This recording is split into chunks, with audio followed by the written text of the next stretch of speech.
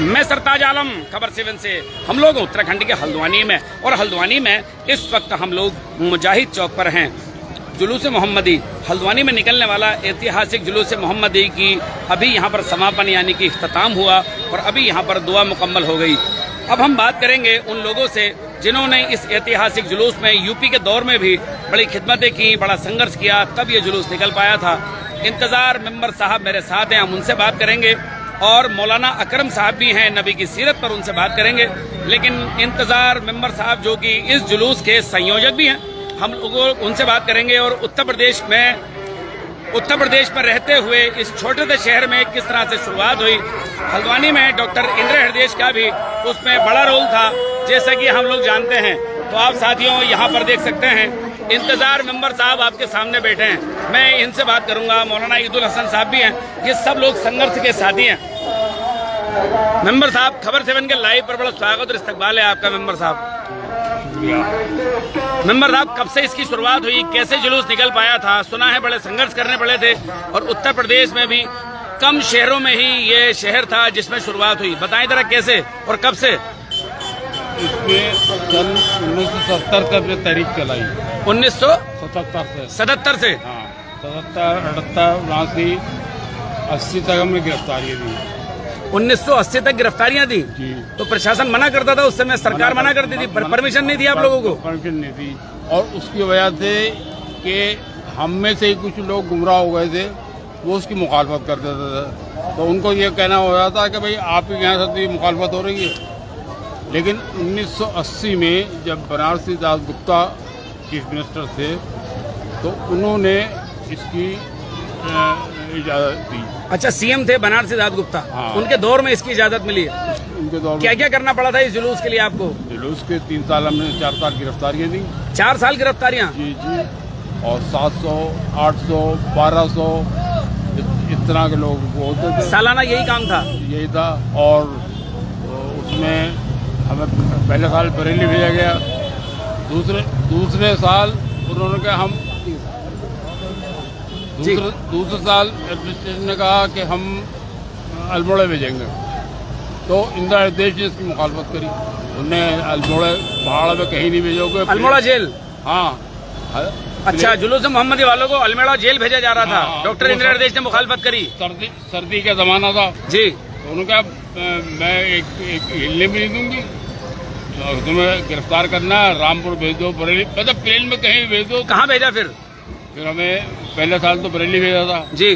دوسرے سال میں یہ ہوا تھا کہ الموڑا بھیجنے کے لیے، تو دوسرے سال رامپور بھیجا، تیسرے سال پھر بریلی بھیجا، تیسرے سال پھر بریلی بھیجا۔ کن کن کا رول تھا؟ کچھ نام تو بتائیے، کچھ لوگ اس سمے ہوں جن کا کردار کے کارن آج یہ 40,000 لوگ سڑکوں پر نکلے ہیں جلوس لے کر۔ دیکھیے، سب سے بڑا تو اس تحریک کو چلانے میں قاری غلام محی الدین خان صاحب کا رول، بڑے ابا؟ بڑے ابا۔ یہ جلوس کی ایک انہوں نے کمیٹی بنا رکھی تھی جماعت رضائے مصطفیٰ کے نام سے، اس کی طرف سے جلوس کی تحریک چلی۔ جی۔ لیکن ہوتا یہ تھا کہ وہ اچھا وہ اتنے آدمی بھی نہیں، 100 200 400 آدمی جمع ہوئے وہاں مدرسہ اشاعت الحق کے پاس کہ جلوس نکالیں گے، پولیس آ کے گھیر لیتی تھی۔ اچھا، مدرسہ اشاعت الحق چورگل یا روڈ بنپورہ تھانے کے سامنے کچھ لوگ اکٹھا ہوتے تھے جی، اور پولیس آ کے گرفتار کر لیا کرتی تھی؟ گرفتار نہیں کرتی تھی، پولیس آ کے کہتی تھی بھائی آپ کو اجازت نہیں ہے، اچھا، پرمیشن نہیں ہے، منع کرتی تھی؟ ہاں، آپ اگلے سال کو پرمیشن مل جائے گی، ہاں، اگلے سال نکال لینا۔ 3 سال تک یہی چلتا رہا، تو تیسرے سال میں نے بڑے ابا سے گزارش کی، میں نے کہا یہ ہو گیا سیاست کا شکار جلوس آپ کا، جی۔ اس میں آپ جیسے نیک آدمیوں کا سیدھے آدمیوں کی وہ نہیں ہے، اس میں تھوڑے سے گاؤں پیج والا آدمی چاہیے۔ تو میں نے ان سے گزارش کی کہ آپ میرے ہاتھ میں سونپ دیجیے، اور مگر کمر پہ ہاتھ، سر پہ ہاتھ آپ کا رہے گا۔ بولے ٹھیک ہے، تب یہ مسلم کمیٹی کی تشکیل کی گئی، مسلم ایکشن کمیٹی تبھی بنی تھی۔ ہاں۔ بہت بہت شکریہ میرے ساتھ بات کرنے کے لیے۔ قاری عید الحسن صاحب میرے ساتھ ہیں، عبد الحسن صاحب میرے ساتھ ہیں، اور بتائیں ذرا اس وقت کے، لیکن 1 منٹ میں اپنی بات پوری کریں گے۔ جی۔ اس وقت کے لحاظ سے جو اس تحریک کے روح روا تھے حضرت علامہ قاری غلام محی الدین صاحب اور ممبر انتظار حسین صاحب اور قاری عبدالغفور صاحب، اور یہاں سے جو اس کی شروعات ہوئی गिरफ्तारियों की जो यहाँ से गिरफ्तार करके ले जाया गया मुजाहिद चौक लाइन नंबर 17 से, यहाँ से लोगों ने गिरफ्तारियाँ दी और उसके बाद में 4 साल तक गिरफ्तारियाँ बदस्तूर ऐसी देते रहे लोग, और उसके बाद 4 साल के बाद में फिर इसकी परमिशन हमें मिली, तब कहीं जाके जुलूस हमारा निकलना शुरू हुआ। अल्मोड़ा में अभी भी नहीं निकल पा रहा है, लोग संघर्ष कर रहे हैं, जुलूस की परमिशन चाहते हैं सरकार प्रशासन से। इसी तरह के संघर्ष आप लोगों ने भी किए। हाँ, तो यहाँ के जो मकामी विधायक MLC थी इंदिरा हृदय जी, उनका भी अहम रोल रहा और वो हमारे दोष बदोष खड़ी रही और उन्होंने भी इसमें काफ़ी हिस्सा लिया, संघर्ष किया इसके लिए। चलिए, बहुत बहुत शुक्रिया मेरे साथ बात करने के लिए। बड़े संघर्षों से अब से तकरीबन 44 साल पहले ये जुलूस निकला और 4-5 साल तक मुसलसल गिरफ्तारियां दी गई हैं, तब ये हल्द्वानी के मुसलमानों को ये इजाज़त मिल पाई। साथियों, तो हम वो आज जो हमने बार बार लिखा कि ये ऐतिहासिक जुलूस है, उस इतिहास में जाना ज़रूरी था।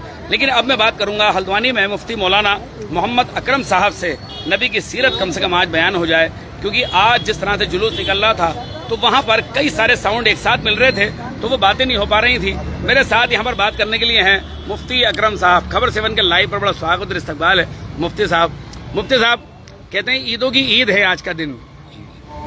पहले तो मैं अपनी तरफ से और अपने तमाम अहले हल्द्वानी पूरे वतन की तरफ से आलम इस्लाम को जश्न ईद मिलादुन्नबी की खूब मुबारकबाद पेश करता हूँ।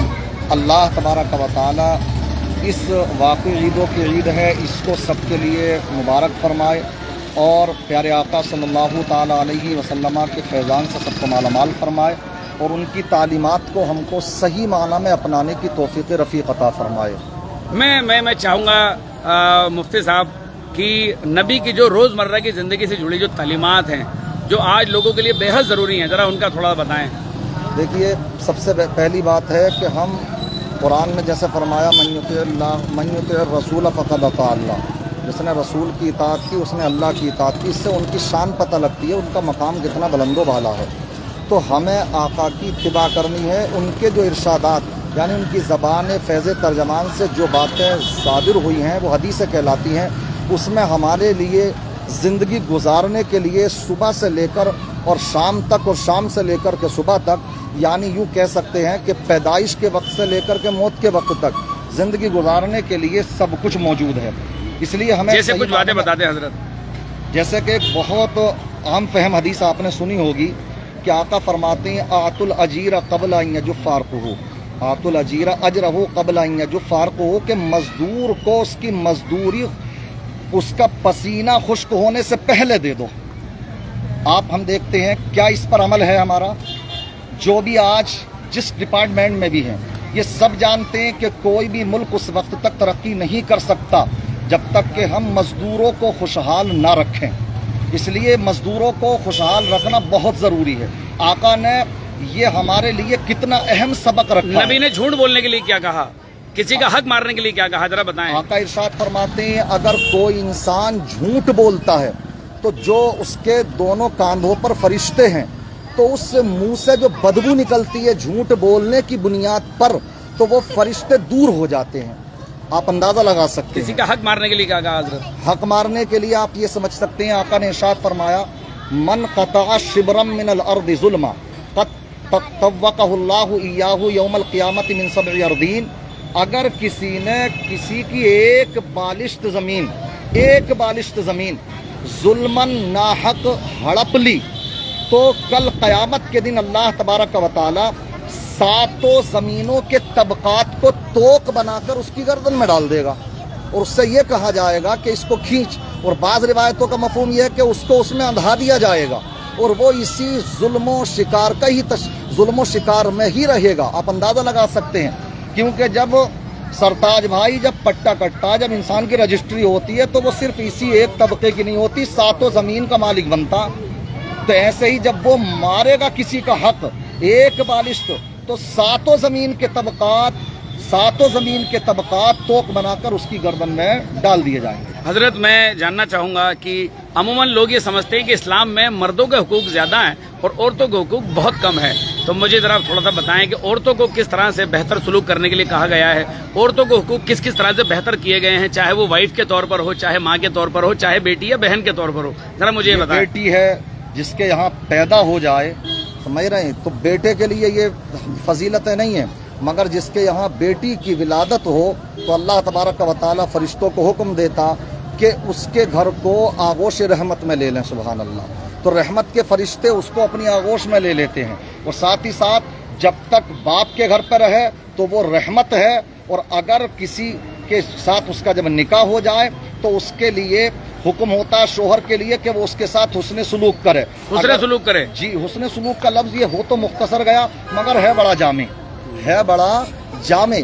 इसलिए आप इससे अंदाज़ा ये लगा सकते हैं कि आका ने एक मौके पर इरशाद फरमाया था कि इंसान जो रुपया पैसा अपने बाल बच्चों के ऊपर खर्च करता है, मन नफ़क़ा अला अहली, जिसने अपने बच्चों के ऊपर, बीवी के ऊपर जो जायज़ उसकी ज़रूरतें हैं, जो जायज़ उसकी ख्वाहिशें हैं, उसको अगर पूरा करता है तो कल क़यामत के दिन वो रुपया पैसा मैदान अदल पर रखा जाएगा और नेकियां मिलेंगी उसको। नबी 25 साल की उम्र के थे, हजरत खदीजा 40 साल की थी और विधवा थी।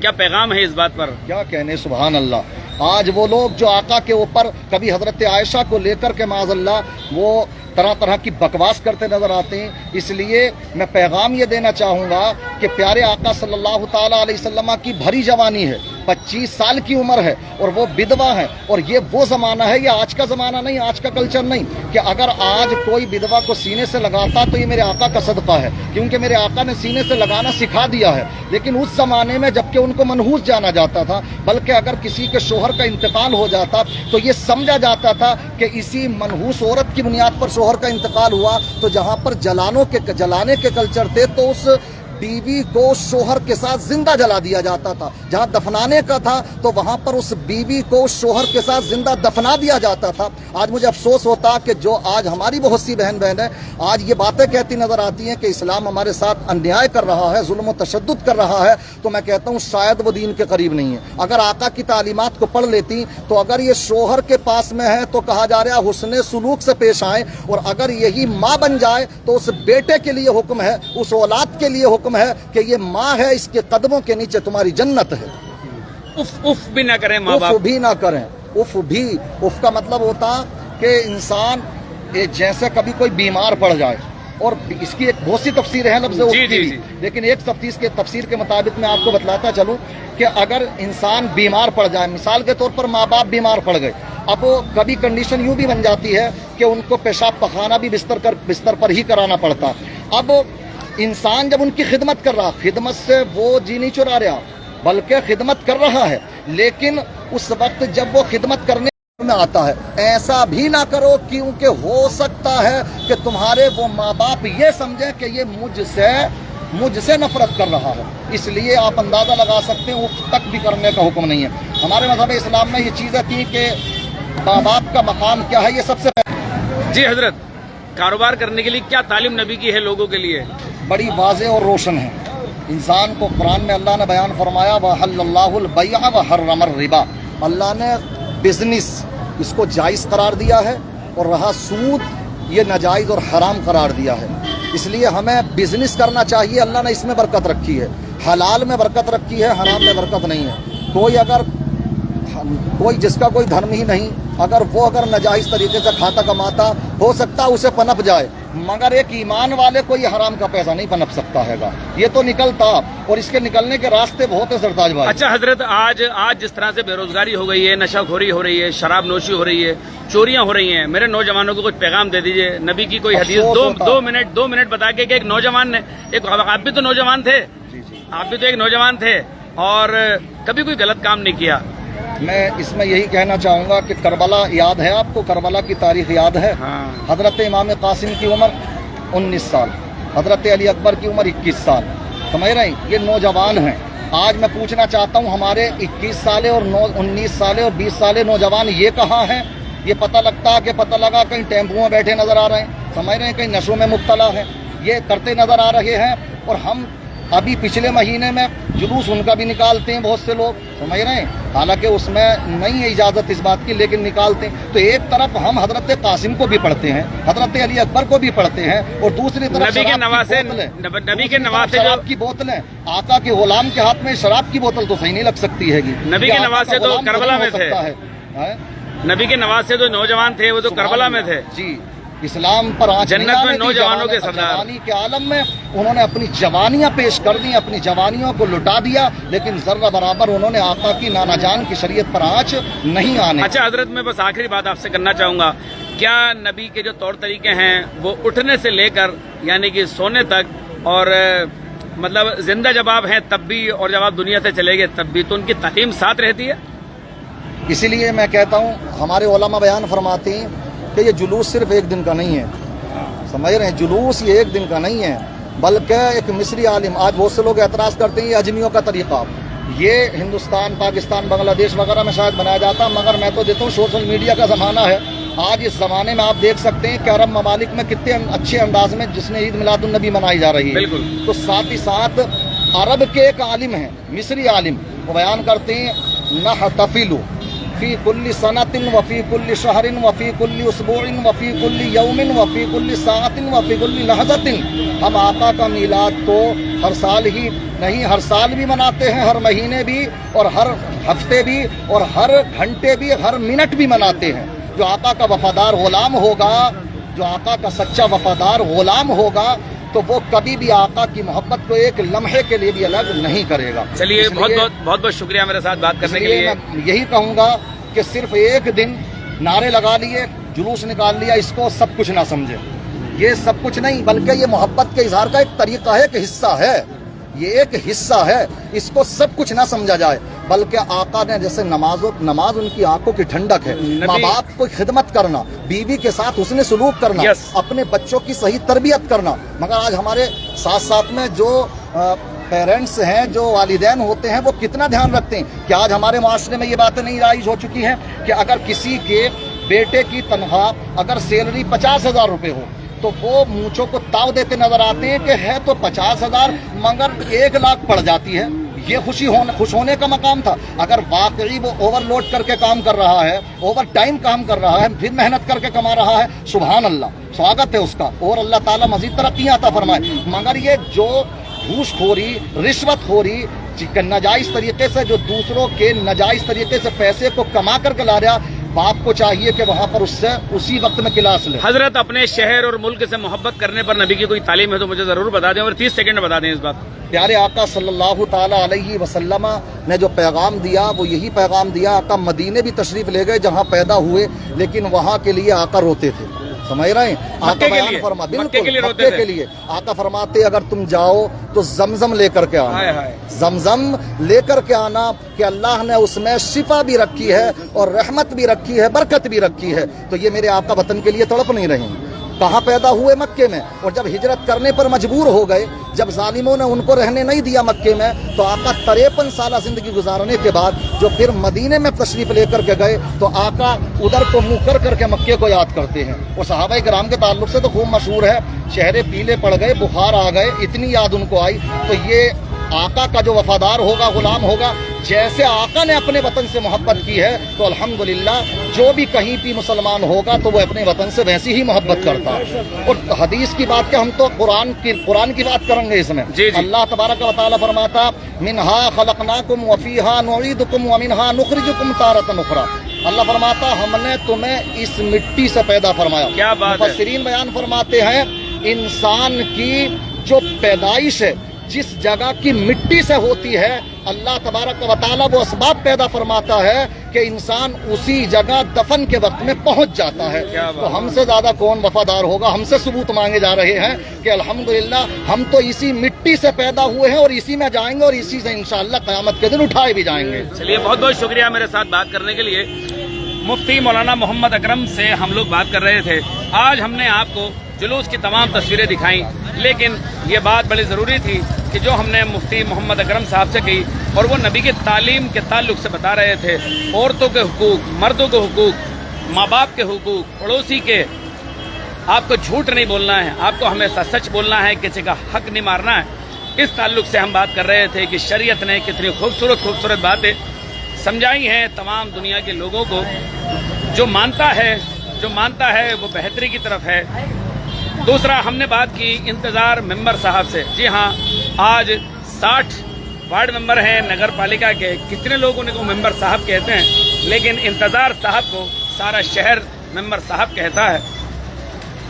इंतज़ार साहब ने इस जुलूस मोहम्मदी के लिए बड़ी कोशिशें की हैं।